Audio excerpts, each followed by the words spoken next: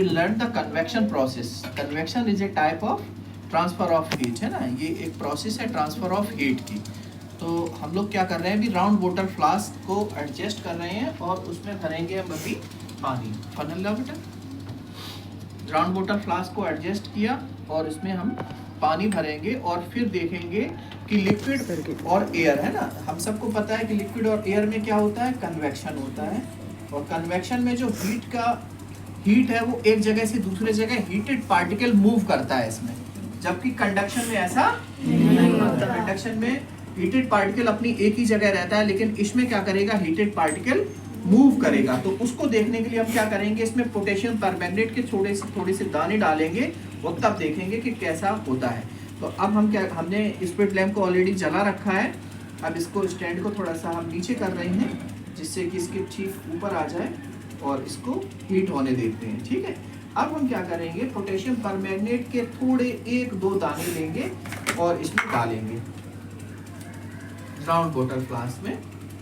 थोड़े से 1-2 दाने लेते हैं और हम क्या करेंगे, ग्लास रॉड का यूज करेंगे। ग्लास रॉड का यूज करेंगे जिससे कि ग्लास रॉड सीधे सीधे बॉटम पे चली जाएगी और इसमें 1 या 2 दाने हम लोग डालेंगे।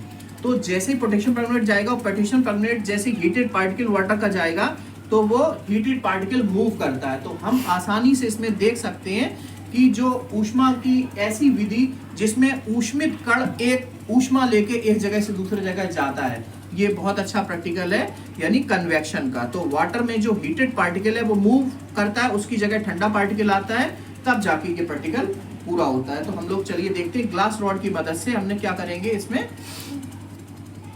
पोटेशियम परमैंगनेट को बॉटम पे डालेंगे, ठीक है, बॉटम पे। अब बताओ ग्लास रॉड का यूज क्यों किया,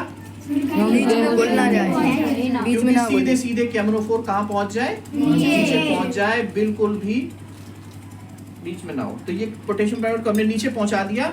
अब जैसे हीटेड पार्टिकल होगा तो हम क्या देखेंगे, इसमें बहुत अच्छे से देखो हीटेड पार्टिकल मूव हो रहा है, देखो ध्यान से। Yes sir. कलर बहुत सुंदर से उठ रहे हैं इसमें, बहुत अच्छे से। पास करके जूम करके देखो इसको।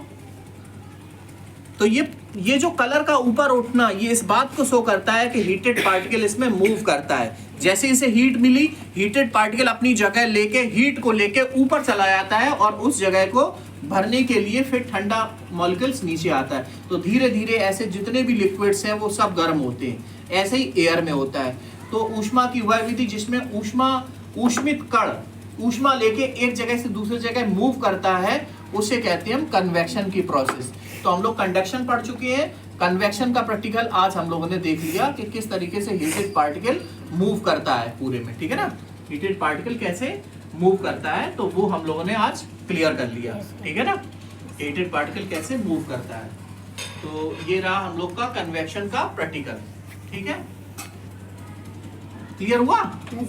ठीक है। तो हम लोग कन्वेक्शन का प्रैक्टिकल हो गया और एक प्रैक्टिकल और है, चलिए इसी को और आगे बढ़ा लेते हैं हम लोग और देखते हैं कि कन्वेक्शन वास्तव में किस में होता है। तो ये रहा हमारे पास स्पिरिट लैम्प जलता हुआ और स्पिरिट लैम्प के ऊपर हमने एक हाथ लगाया, देखो ध्यान से। एक हाथ ऊपर लगाया, एक हाथ साइड में लगाया।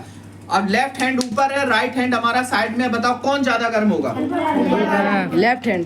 नहीं, लेफ्ट हैंड ज्यादा गर्म होगा। ये ऊपर वाला गर्म होगा। क्यों गर्म होगा? क्योंकि ऊपर रेडिएट कर दिया। स्पिरिट लैम्प जल रहा है, इसने एयर के पार्टिकल्स को मूव किया और जैसे ये हीट मिली, ये हल्के हो जाते हैं और ऊपर चले जाते हैं और ऊपर जाके हथेली को ज्यादा गर्म करते हैं। साइड में भी हथेली गर्म हो रही है, लेकिन साइड में जो गर्म हो रही वो हो रही है रेडिएशन।